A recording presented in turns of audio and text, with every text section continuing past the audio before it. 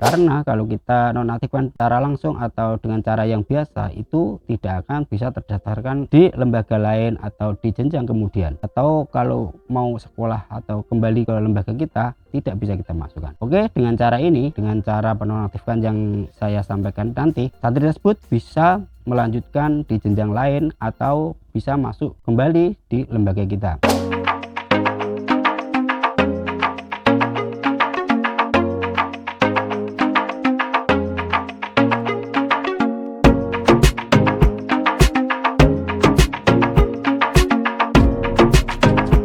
Assalamualaikum warahmatullahi wabarakatuh. Berjumpa kembali dengan saya Leali aja. Pada kesempatan kali ini saya akan berbagi atau membahas tentang MIS 4.0 PD Pontren ya. Ini hubungannya dengan penonaktifkan santri atau drop out santri karena santri tersebut mungkin alasannya banyak ya. Ada yang memang sudah keluar belum lulus, dan ada yang mungkin melanjutkan di lembaga lain atau ke pondok pesantren atau jenjang lain ya. Dan santri tersebut bermasalah karena datanya masih di MIS kita, dan semester genap ini ya, ini tidak waktunya meluluskan dan atau menaikkan, jadi tidak bisa santri tersebut diluluskan.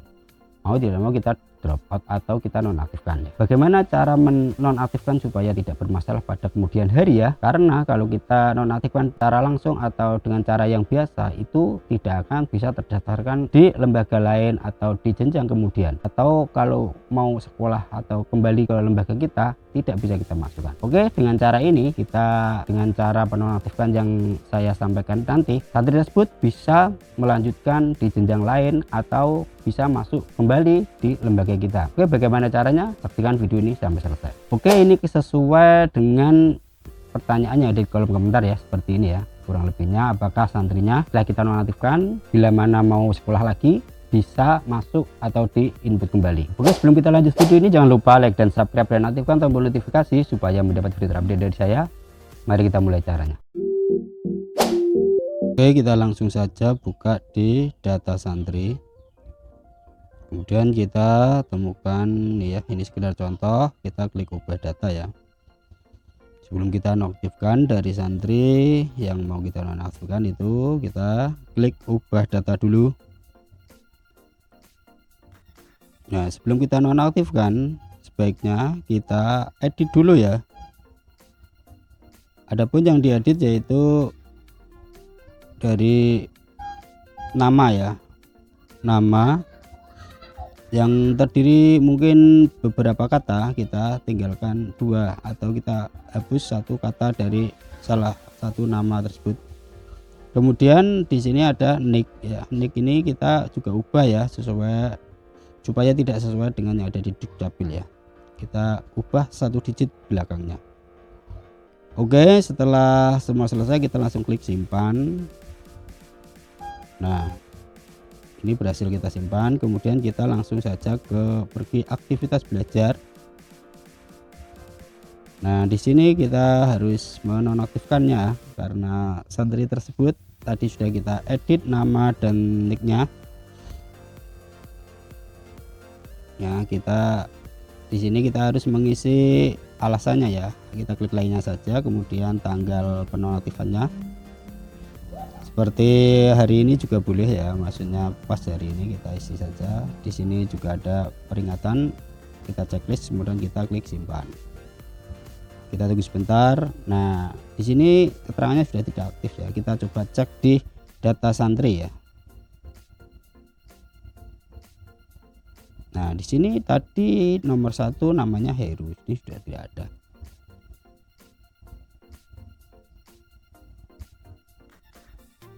Oke, kita praktekkan apakah santri tersebut masih bisa ya setelah kita nonaktifkan, bisa kita input kembali ya, atau mau diterima di jenjang berikutnya kita masukkan. Nah, kita bisa langsung ubah data atau itu tambah santri ya, karena kalau tidak kita edit dulu sebelum menonaktifkan, santri tersebut tidak bisa diterima atau kita tidak bisa input kembali ya. Ini sekaligus saya praktekkan setelah kita nonaktifkan dengan cara diedit.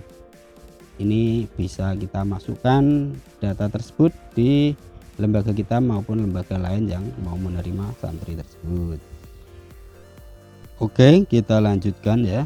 Ini formulir santri baru, kita coba masukkan ya. Tadi namanya Heru Aditya, kita ketikkan nama tersebut ya. Nah, ini sudah masuk. Kemudian tanggal lahir kita isi seperti biasa. Ini tempat tanggal lahir ya, ini tanggal lahirnya. Setelah itu kita klik simpan. Nah, di sini kita harus melengkapi ya. Setelah data santri tadi sudah tersimpan, di sini ada beberapa yang perlu kita lengkapi ya, seperti nama orang tua, alamat orang tua, dan data-data lainnya ya. Kita harus lengkapi semua. Dan yang penting itu yang membiayai sekolah, itu biasanya yang bikin merah. Setelah itu dianggap sudah selesai, kita bisa klik simpan.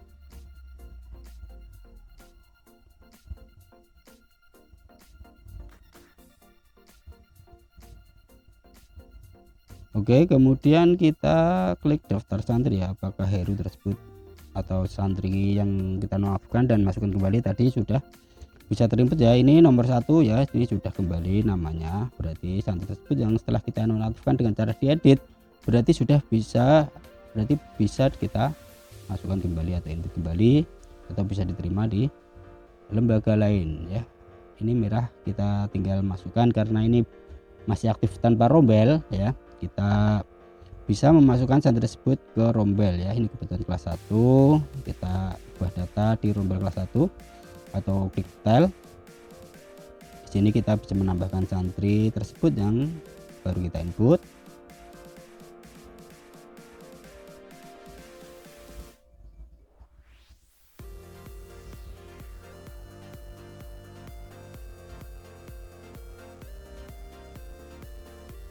Tunggu sebentar ya, ini loading atau sharingannya agak lemot.